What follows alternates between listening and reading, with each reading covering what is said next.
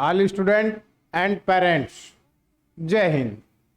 आज हम कक्षा 10th के रियल नंबर में शेष जो अपनी एक्सरसाइज 1.1 थी उसके शेष क्वेश्चनों को हल करेंगे।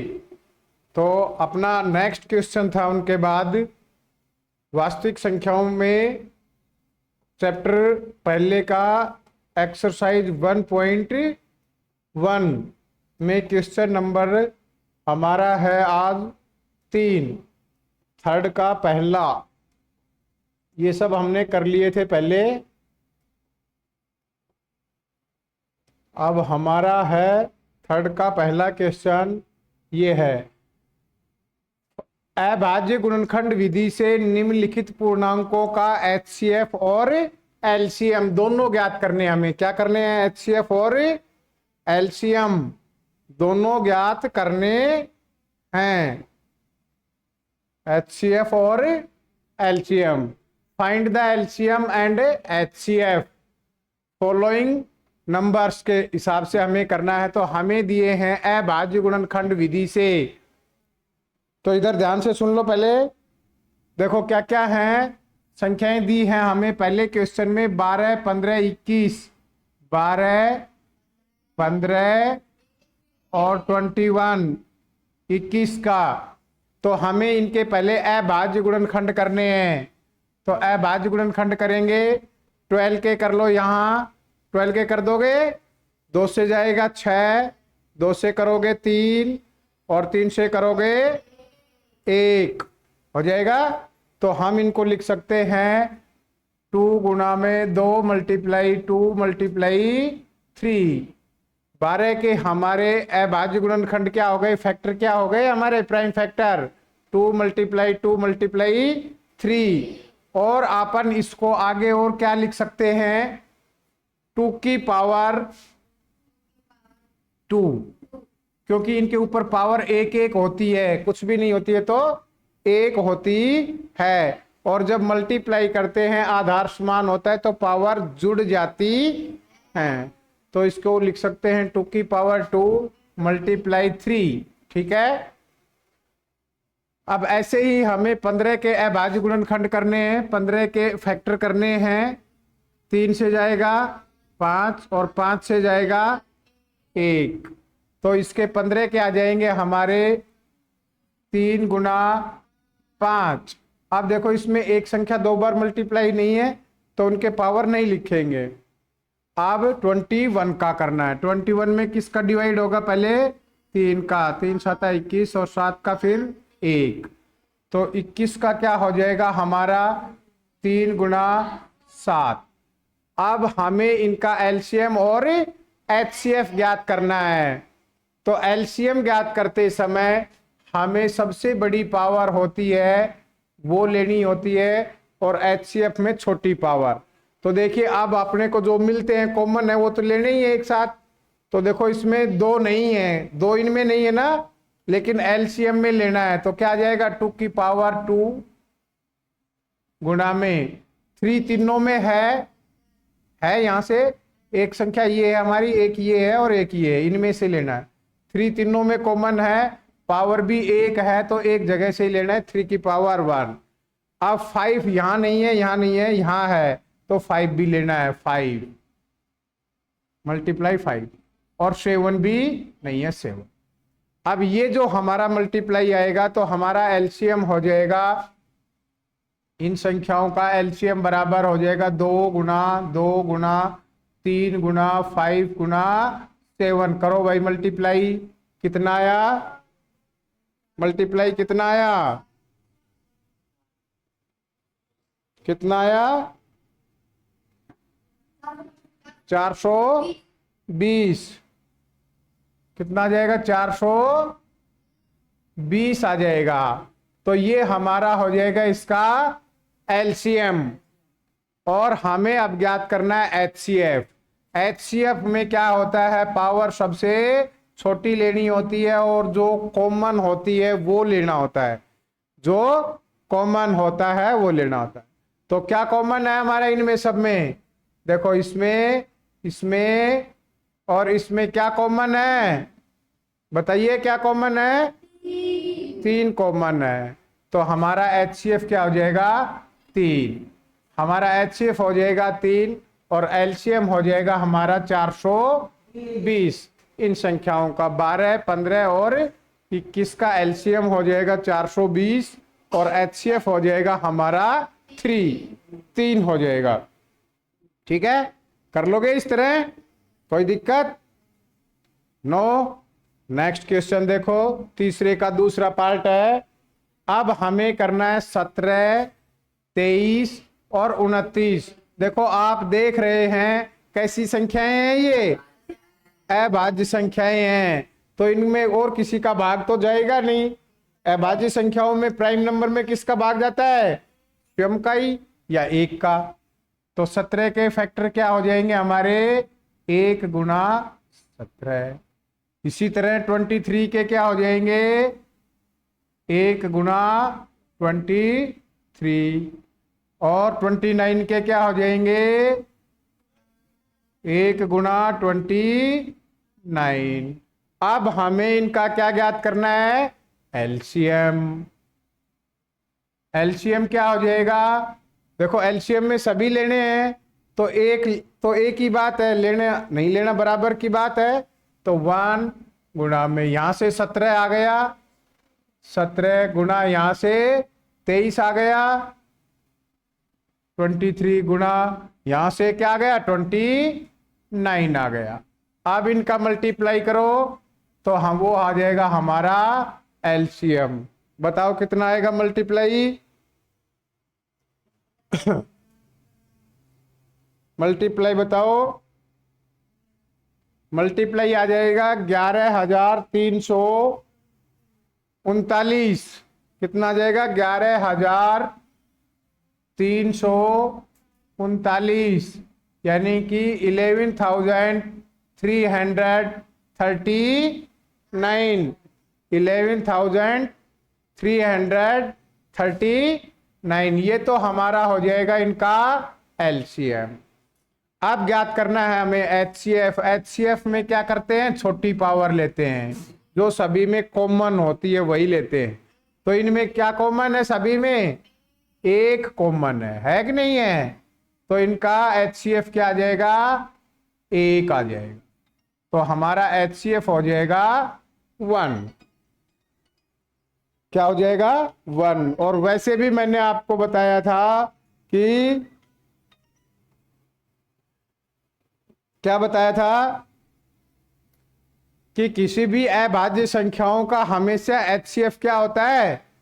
प्राइम नंबर का एचसीएफ क्या होता है? हमेशा 1 होता है। तो ये क्वेश्चन आ गया समझ में। अब देखो नेक्स्ट क्वेश्चन है हमारा, एलसीएम और एचसीएफ ही ज्ञात करना है हमें। एलसीएम और एचसीएफ ज्ञात करना है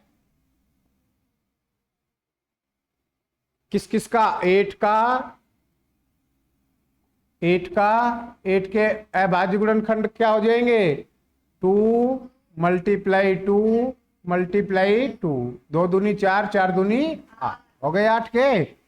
9 के, 9 के क्या हो जाएंगे? अब इसको क्या लिख सकते हैं? 2 की पावर 3, 2 की पावर 3। अब 9 के क्या हो जाएंगे? 3 इंटू 3, 9 हो गया। और 3 को क्या लिख सकते हैं? 3 की पावर 2। और अब हैं 25 के, 25 के क्या हो जाएंगे? 5 गुना 5। और इसको क्या लिख सकते हैं? 5 की पावर 2। ठीक है,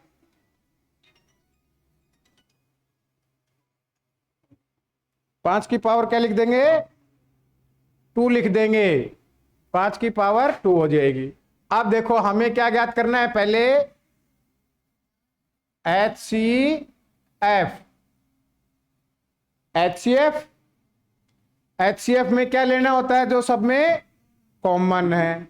तो कॉमन क्या है? 2 यहां है, यहां नहीं है, यहां नहीं है। 3 यहां है, यहां नहीं है, यहां नहीं है, नहीं है। 5 यहां है, यहां नहीं। तो सभी में कॉमन क्या है? कुछ नहीं है, तो 1 है। क्या है? 1 कॉमन है। तो हमारा HCF तो आ जाएगा इनका 1। और LCM एलसीएम क्या आ जाएगा, जो सभी में है, बड़ी से बड़ी पावर लेनी है तो यहां से हमने ले लिया 2 की पावर 3, और यहां से ले लिया हमने 3 की पावर 2, और यहां से हमने ले लिया 5 की पावर 2। इनको सबको मल्टीप्लाई करो तो एलसीएम हमारा आ जाएगा, सबको 2 गुना 2 गुना 2 गुना 3 गुना 3 गुना 5 गुना 5, या तो ऐसे लिख लो, या फिर 2 की पावर 2 की क्यूब क्या हो जाएगी 8, 8 हो जाएगी। 3 का स्क्वायर क्या हो जाएगा 9, और 5 का स्क्वायर क्या हो जाएगा 25। अब इनको गुणा करो, वही हमारा एलसीएम। एलसीएम बराबर हो जाएगा ये, एलसीएम बराबर हो जाएगा हमारा 25 225, और 225 को 8 से मल्टीप्लाई करो, बताओ क्या आएगा 1800, 1800, 1800 क्या जाएगा हमारा इनका एलसीएम 1800, ये हमारा इनका एलसीएम हो जाएगा। और एचसीएफ क्या जाएगा 1 आ जाएगा, एचसीएफ क्या जाएगा 1 आ जाएगा। आ गया समझ में, आगे चले, कर लोगे इस तरह। अब नेक्स्ट क्वेश्चन है, नेक्स्ट क्वेश्चन कह रहा है कि एचसीएफ है इक्वल है 306 और 657 का 9 दिया हुआ है। कितना दिया हुआ है, 2 नंबर्स दिए हैं अपने को, 306 और 657। इनका हमारे को एचसीएफ दिया है, एचसीएफ दिया है क्या 9। कह रहा है कि इनका एलसीएम ज्ञात कीजिए। क्या ज्ञात करना है, एलसीएम ज्ञात करना है। हमें ज्ञात क्या करना है, एलसीएम ज्ञात करना है। देखिए मैंने आपको बताया था कि जब हमें 2 नंबर्स दिए हों, 2 नंबर दिए हों, उनको ए और बी मान लेंगे, और एचसीएफ और एलसीएम, यदि एक एलसीएम दे रखा है या एचसीएफ दे रखा है, एक इनमें से दिया हुआ है, तो हम ज्ञात करते हैं। तो हमारे एक फॉर्मूला था कि पहली संख्या और दूसरी संख्या, 2 संख्याओं का मल्टीप्लाई बराबर होता है एचसीएफ इंटू में एलसीएम, एलसीएम। अब हमने यहां मान लिया कि ये संख्या जो ये डिजिट है ये ए है और ये बी है। 2 संख्या, 2 डिजिट दे दिए हमें, 2 संख्याएं दी हैं ए और बी, उनका एचसीएफ हमें दे दिया है, एलसीएम हमें ज्ञात करना है। तो क्या हो जाएगा, पहली एक की जगह क्या रख देंगे 306 मल्टीप्लाई बी की जगह हमने माना है 657 इक्वल एचसीएफ हमारे को दिया हुआ है 9, और गुणा में एलसीएम हमें ज्ञात करना है। तो एलसीएम बराबर क्या हो जाएगा, ये इसके बटे में आ जाएगा। तो एलसीएम बराबर हो जाएगा हमारा, एलसीएम बराबर हो जाएगा 306 गुणा में 657 बटे में 9। अब 9 से कौन सी कट जाएगी, 306 है, ये 9 से कट जाएगा, कट जाएगा ना, क्योंकि इनका योग हो रहा है 9। तो 9 एकम 9, 9 तियां 27, बच गए कितने 3, और 9 चौक 36, 34 बार, 34 बार कट गया। तो हमारा एलसीएम बराबर हो जाएगा 34 मल्टीप्लाई 657। अब इनका मल्टीप्लाई करो, 22338 20 22,338 कितना जाएगा 22,338 22,333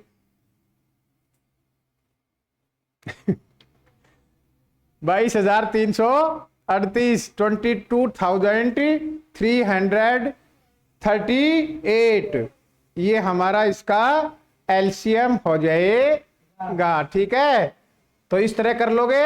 हमारे को ये फॉर्मूला याद रखना है, जब हमें दो संख्याएं और उनका एक एलसीएम या एचसीएफ दे रखा है, या एलसीएम एचसीएफ दोनों दे रखा और एक संख्या दी हो उनमें, तो भी हम उनको हल कर सकते हैं। अब हमारा नेक्स्ट क्वेश्चन है क्वेश्चन नंबर 5। जांच कीजिए कि किसी प्राकृतिक संख्या नेचुरल नंबर n के लिए संख्या 6 की पावर n अंक 0 पर समाप्त हो सकती है, यानी कि ये शून्य पर समाप्त हो सकता है या नहीं। 6 की पावर दे रखी है हमें n का मतलब होता है नेचुरल नंबर, और नेचुरल नंबर कहां से शुरू होते हैं बताओगे? नेचुरल नंबर कहां से शुरू होते हैं? 1 से। 1 2 3 4 5 एंड सो ऑन, अनंत तक रहते हैं। नेचुरल नंबर कहां से शुरू होते हैं? 1 से।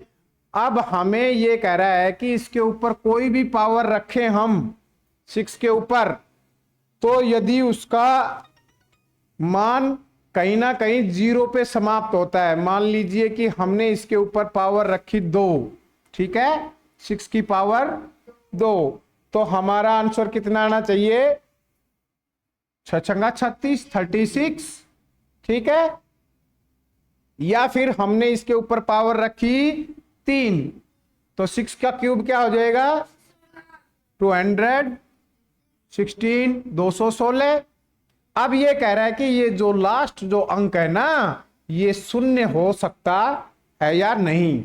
इसमें n की जगह कोई ऐसी संख्या रखें जो इसको शून्य पर समाप्त कर सकती है कि नहीं। तो शून्य पर समाप्त करने के लिए क्या चाहिए हमें? भाई इस 6 के अभाज्य गुणनखंड करो, और जब शून्य, किसी संख्या का इकाई का अंक शून्य हो, किसी संख्या का इकाई का अंक शून्य हो, तो उस संख्या में कब भाग जाता है? किस किस का भाग जाता है? 2 का और 5 का। 2 का और 5 का भाग जाता है जब इकाई का अंक शून्य हो। जाता है कि नहीं जाता है? और यही ये कह रहा है कि इसका लास्ट अंक शून्य होगा कि नहीं होगा। तो हमें क्या सिद्ध करना है? इसको हम कैसे लिख सकते हैं? 2 गुणा 3, इसके अभाज्य गुणनखंड कर लो। कर लिए? कर लिए तो पावर n। अब देखो 2 और 5, इनमें से हमारे दोनों आने चाहिए। इसमें हमारे दोनों गुणनखंड इसमें यदि होते, समझ में आ रहा है मेरी बात?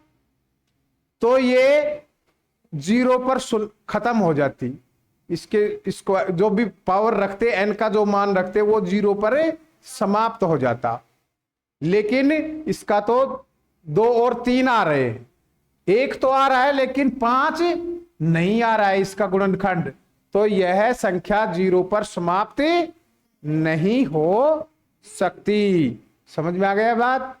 तो हम यहां लिख सकते हैं कि इसका अभाज्य गुणनखंड में, इसके अभाज्य गुणनखंड में खंड में 5 एक गुणनखंड नहीं है। गुणनखंड नहीं है, अतः यह शून्य पर समाप्त नहीं हो सकती। अतः यह शून्य पर समाप्त, हाँ, समाप्त नहीं हो सकती, नहीं हो सकती। ठीक है, ये हमारा हो गया इसका आंसर। क्योंकि इसके जो गुणनखंड हैं वो 2 और 5 नहीं है, 2 और 5 होने चाहिए। जैसे मान लो कि तुम्हारे को कह दिया जाता है कि 10 के ऊपर पावर n है, और कहता है कि ये हो जाएगा क्या शून्य पर समाप्त? तो हो जाएगा, क्योंकि इसका इकाई का अंक वैसे भी शून्य है। दूसरी बात यह है कि इसके 2 और 5 हैं, जो इकाई का अंक शून्य होता है उसमें इनका डिवाइड होता है, तो ये इसके एक फैक्टर होंगे, अभाज्य गुणनखंड होंगे। समझ में आया? कर लोगे आप? अब नेक्स्ट क्वेश्चन है अपना, कह रहा है कि व्याख्या कीजिए, ये संख्या दी है हमें और ये संख्या दी है, ठीक है। कह रहा है कि एक्सप्लेन वाई, इनका एक्सप्लेन करना है हमें कि आर द कंपोज नंबर्स, कि ये संख्याएं भाज्य संख्याएं हैं। तो देखो भाज्य संख्याएं कैसे हैं, ये देखो, ये पहली संख्या को करते हैं पहले। तो क्या है, 7 मल्टीप्लाई 11 मल्टीप्लाई 13 प्लस 13, क्या ये संख्या भाज्य है? देखो कैसे है, अब इनमें से क्या कॉमन आ जाएगा, 13। यहां प्लस का निशान है, ध्यान रखना, यहां ये सब मल्टीप्लाई हैं, कोई भी संख्या है इनको गुणा करके लिखेंगे प्लस 13 है, तो इनमें से क्या कॉमन आ गया, 13 कॉमन आ गया। तो 7 गुणा में 11 गुणा में, नहीं गुणा नहीं आएगा, अब 13 तो कॉमन आ गया बाहर, तो क्या आ जाएगा,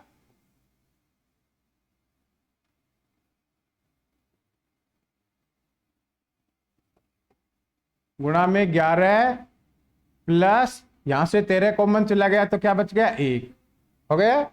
यानी कि दोनों संख्याओं में से 13 कॉमन है कि नहीं है भाई? दो संख्याएं थी, ये एक तो ये संख्या थी, ठीक नहीं, और एक संख्या ये थी, ठीक नहीं।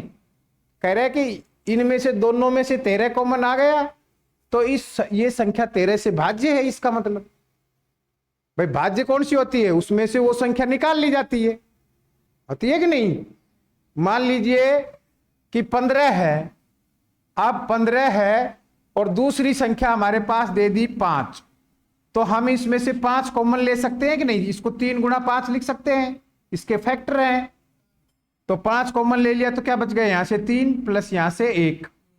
अब देखो ये 5 यदि कॉमन आ गया हमारा दोनों संख्याओं से, तो ये संख्या भी 5 से भाज्य है। अब करके देख लो, 15 और 5 को जोड़ेंगे तो कितने आ जाएंगे, 20 आ जाएंगे कि नहीं। अब 20 किससे भाज्य, 5 से। तो ऐसे ही यहाँ 11 7 77 और 1 88, 88 हो गई। 88 को 13 से गुणा करेंगे, वो संख्या आएगी, वो संख्या आएगी तो किससे भाज्य होगी, 13 से भाज्य होगी। अर्थात अपन लिख सकते हैं यह उपयुक्त संख्या 13 से भाज्य है, 13 से भाज्य है, यही हमारे से पूछा है। ऐसे ही दूसरे क्वेश्चन में देखो क्या लिखा है, 7 गुणा 6 गुणा 5 multiply 4 multiply 3 multiply 2 multiply 1 plus 5। देखो अब ये जो मल्टीप्लाई, जो ये संख्या, एक संख्या तो ये है पूरी, है कि नहीं, ये उसका भाज्य गुणनखंड दे दिया हमें, और ये एक 5 दे दिया। अब देखो इसमें एक, इसका एक है भाज्य गुणनखंड है कि नहीं, 5, ये रहा 5, हमने क्या ले लिया इसमें कॉमन, इसका एक अभाज्य गुणनखंड था तभी तो लिया। तो अब हमारे पास क्या बच गया, 7 गुणा 6 गुणा 4 गुणा 3 गुणा 2 गुणा 1 प्लस यहां से 5 ले लिया कॉमन, तो 1।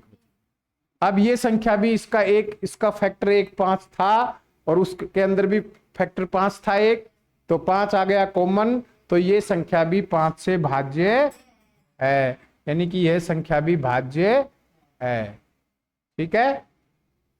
तो हमें यही सिद्ध करना था, यही बताना था कि ये संख्याएं भाज्य हैं या नहीं हैं, ठीक है।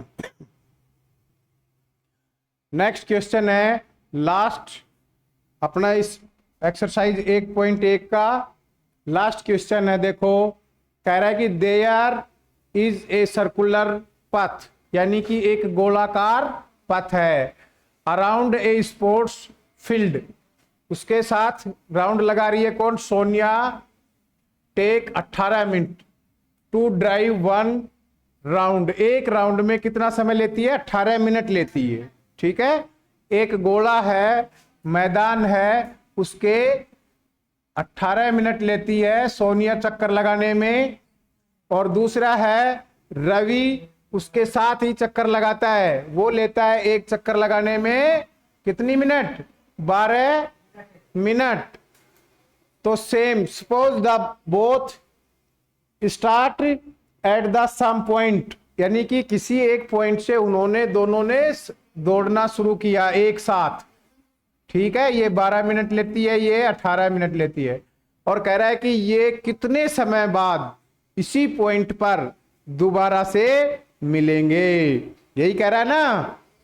किसी खेल के मैदान में चारों ओर एक वृत्ताकार पथ है, इस मैदान का एक चक्कर लगाने में सोनिया को 18 मिनट लगते हैं, जबकि इसी मैदान का एक चक्कर लगाने में रवि को 12 मिनट लगते हैं। मान लीजिए वे दोनों एक ही स्थान और एक ही समय पर चलना प्रारंभ करके एक ही दिशा में चलते हैं, कितने समय बाद वे पुनः प्रारंभिक स्थान पर मिलेंगे।